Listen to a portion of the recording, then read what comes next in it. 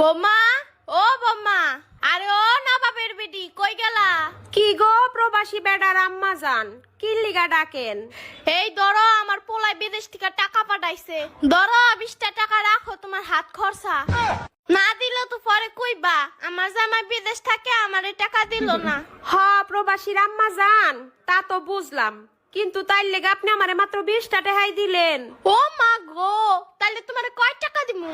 আমার পোলাটাই বিদেশে কি কষ্ট করে, আর তোমারে আমি সব টাকা দিয়ে শেষ করে লামু না?